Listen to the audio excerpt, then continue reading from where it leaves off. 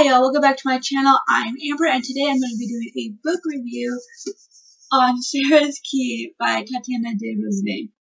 This book takes two dual perspectives, at least at the beginning. One in 1942 in Paris, France, dealing with the French roundup of all the Jewish people. And then you have the present day perspective of Julia Jerome, who is an American journalist living in Paris, investigating the roundup that happened. And it's about how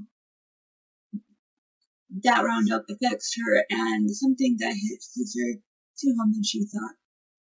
Before I actually get into the review, I want to bring up something that nobody seems to mention in their reviews anywhere.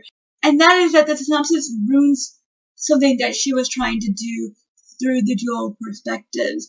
And that is, the synopsis gives away who the 1942 perspective is. And when I started reading the book, I was like, why does she keep talking like this? Why does she keep writing like this? And then it dawned on me that we weren't even supposed to know who the girl was. So if you haven't read this book and you've been thinking about it, but maybe you don't remember the synopsis, just forget about reading the synopsis. Just go into the book because it would definitely help with your reading experience, because it definitely would have been more exciting, a little bit more of a revelation, I guess, if I hadn't known who the girl was already.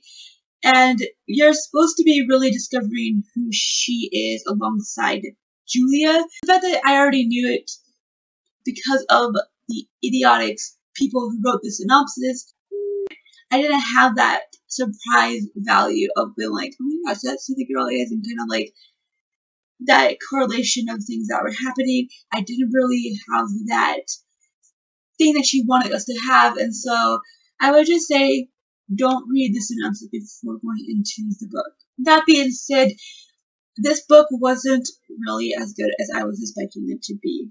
When a book is about World War II and about anything that happens, especially with the Holocaust, you kind of expect there to be an emotional connection, for the book to be emotional, for the book to have a depth, and it really didn't have any of that.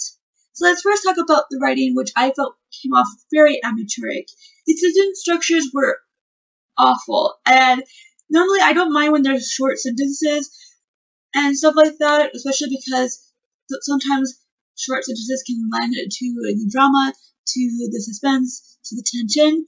And I don't know why she did short sentences in this book, because it didn't really lend anything to it. It really was just jarring and took away from the experience of the story. Then you have the dialogue itself, which was awkward because of how fake it felt. I just couldn't get past how fake the dialogue sounded, and I couldn't imagine two people having a conversation like that. Now on to the characters. I really liked the 1942 perspective way more than I did Julia's perspective, but character and story never was really fleshed out, and I would have loved more of story than Julia's, because I picked up this book because of the story about the Veldiv, but we never really got a lot of it.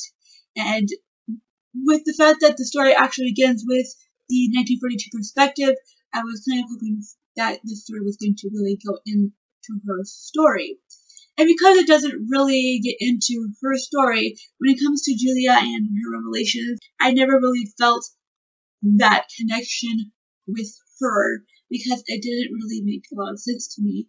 Especially with the fact that Julia has all these personal traumas, and it kept bombarding the actual story and her research of the Veldiv. Julia herself is very two-dimensional. I didn't really see her as a real person, and she was just a little bit too whiny and always hating on her husband.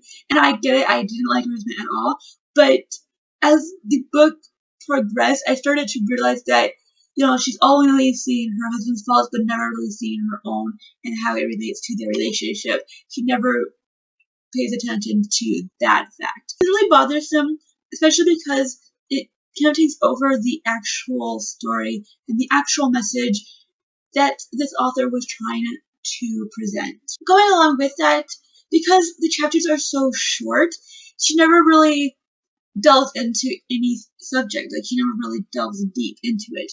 And it's just because she cuts off a chapter that could have really gone further on and delved into something, which she never really does. So it just feels very surface with everything. And then you have the fact that she tells you instead of shows you.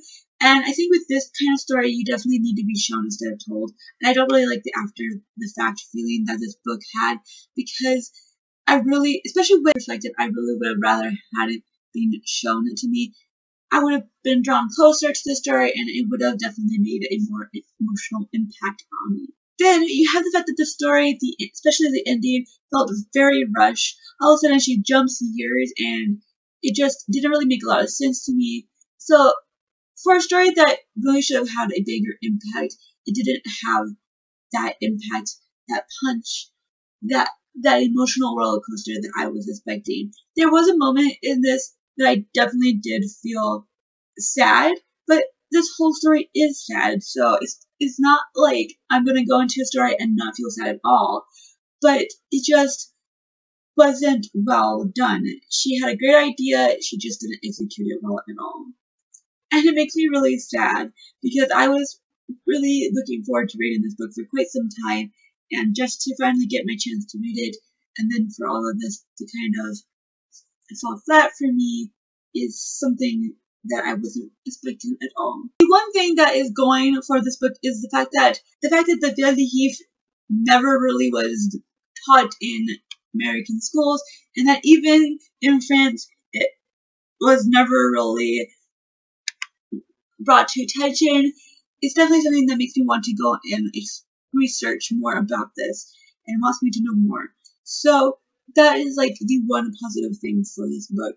And I have had to say, but that I had to give it only 2 stars. Tell me down below if you read this book. What did you think? Do you agree or disagree with me? I would love to discuss it down below. Thank you all so much for watching, and keep smiling.